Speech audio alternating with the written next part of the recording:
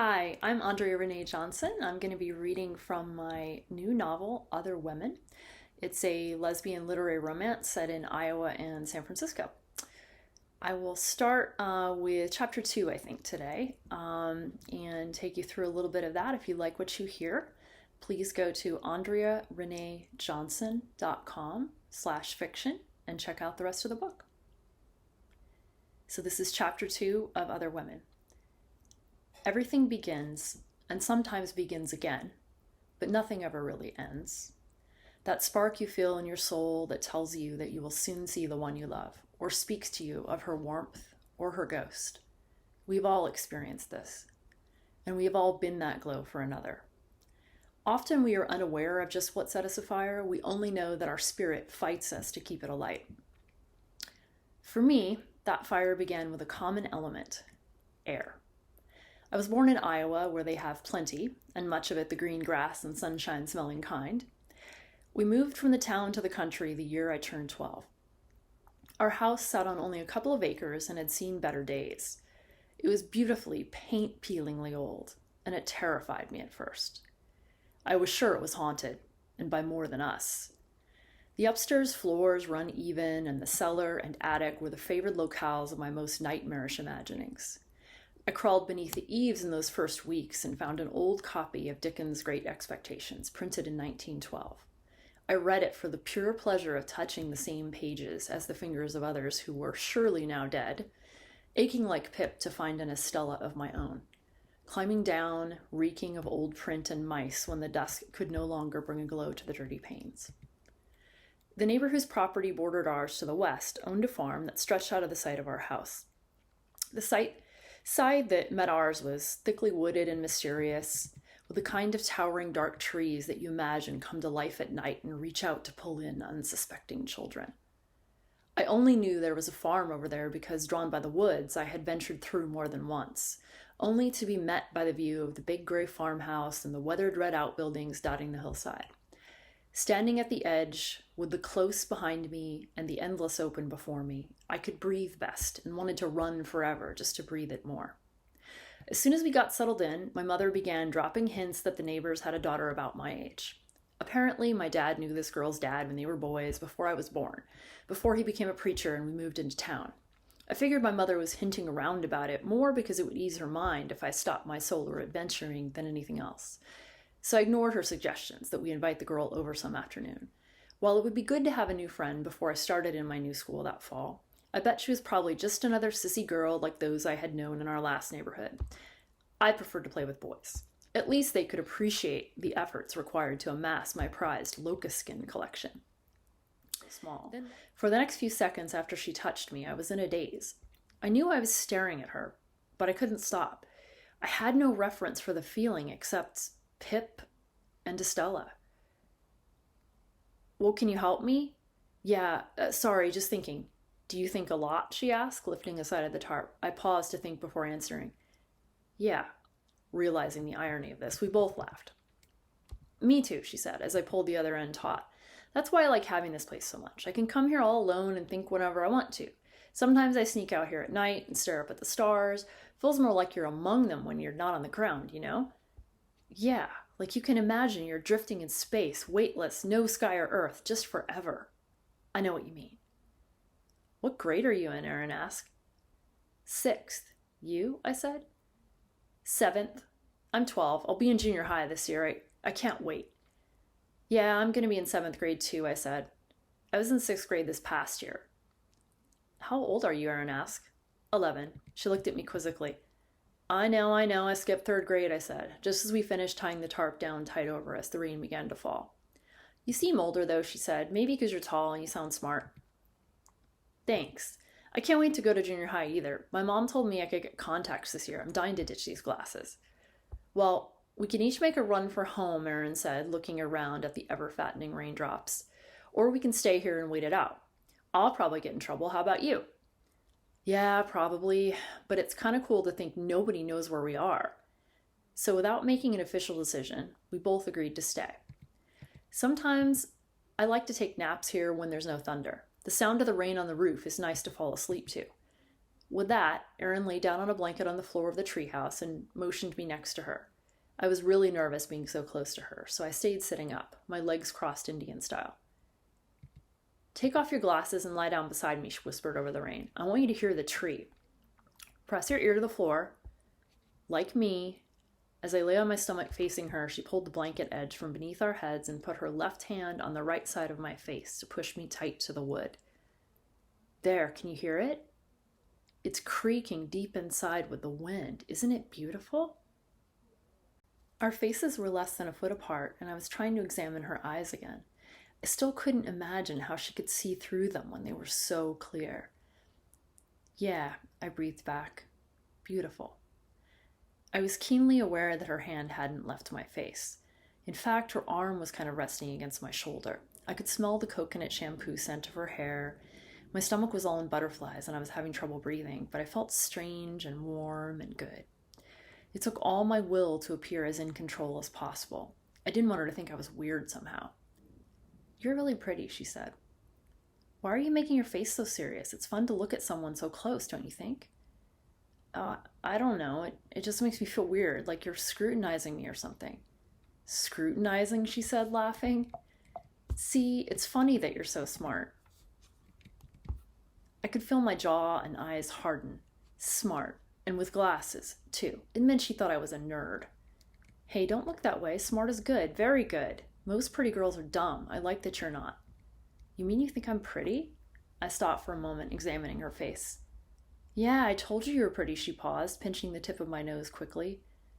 Now it's your turn. What do you see when you look at me? I can't. No, you have to. Come on, what do you see? You, I just see you, I said abruptly, my eyes looking everywhere but at her. Sensing my apprehension, she didn't push me, but instead closed her eyes. This made it much easier. You're very pretty too, you know, I said a little too loudly and matter-of-factly. I was too afraid to touch her as she had me, even though I wanted to. I wasn't sure why. You have beautiful skin. It's perfect, I continued. I like your jaw, too. Kind of square a little.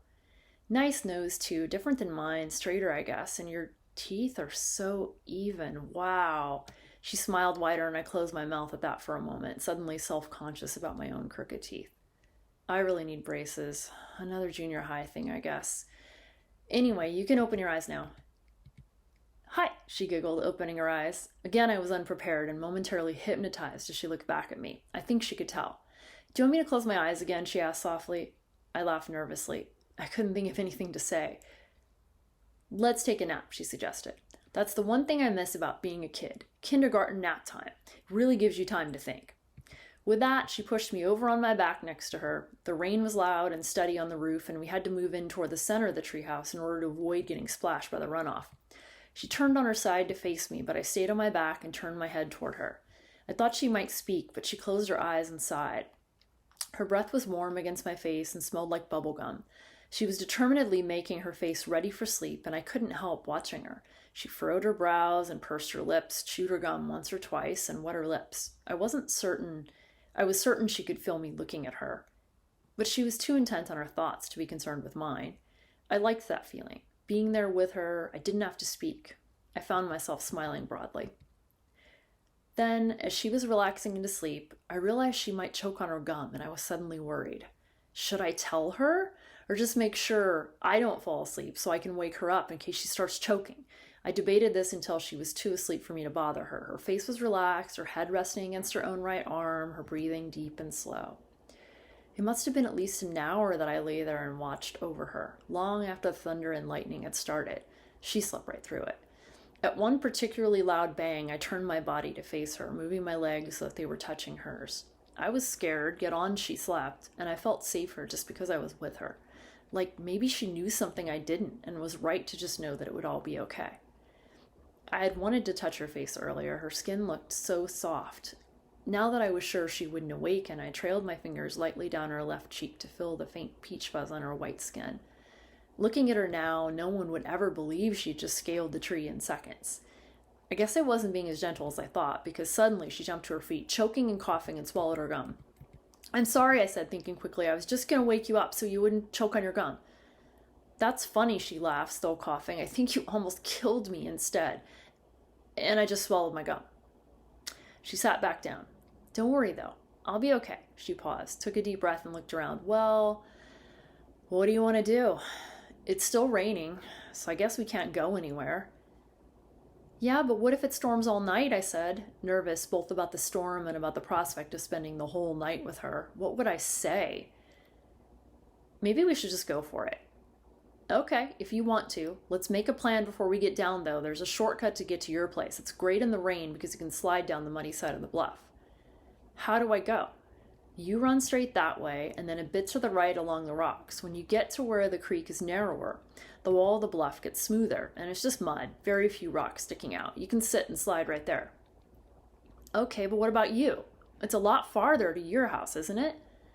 Yeah, your place is really close this way. I'll just go with you until you get across to the clearing, and then I'll run around the bluff and straight home. No matter what we do, we're going to get totally wet and muddy, but I don't want you to get lost. Come on, it's really easy. That's too far for you to go. I can do it. You should just run home and I will too. Inside, I was scared and hoping she would come with me. No, let's go. It's raining really hard. What if it starts hailing? That's how the roof came down last time. You go first. You're slower than me, she giggled. How do you know I'm slower than you? I glared at her and began to back down the tree. Slower at climbing, silly, she said, laughing at me and imitating my glowering expression. As I dropped to the ground and moved out from under the cover of the treehouse floor, my clothes and hair were instantly soaked. The rain was cold and seemed to create its own breeze between the drops. Erin jumped down only a second after me, grabbed my hand roughly, and started sprinting toward the spot where we would slide down the bluff. As we ran, she didn't speak. She wordlessly readjusted her fingers so that they were properly entwined with mine and continued to pull me along. Several times, my feet weren't even on the ground, but instead slipping along on the slick cushion of leaves coating the forest floor. When we reached the muddy bluff side, Erin slipped, falling on her butt, and back down the moist, smooth wall of the bluff.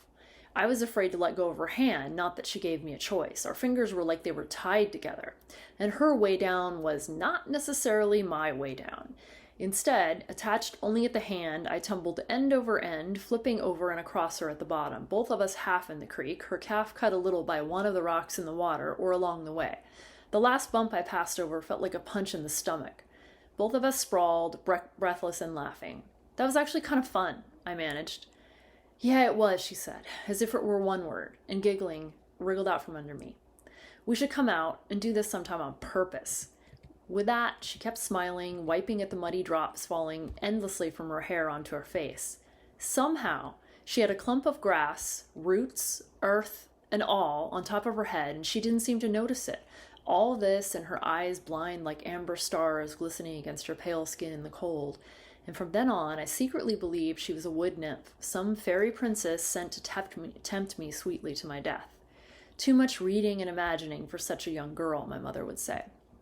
But as Erin turned away, still smiling, and ran toward home, the mud grass crown sliding unnoticed down her back, I could not move myself from my spot in the creek, or my eyes from her form, bobbing white and then disappearing up into the darkness as a ghost rushing on toward heaven. I hope you've enjoyed Chapter 2 of my new novel, Other Women. If you'd like to read more or buy the book, please go to andreareneejohnson.com/fiction and let me know in the comments what you think. Thanks.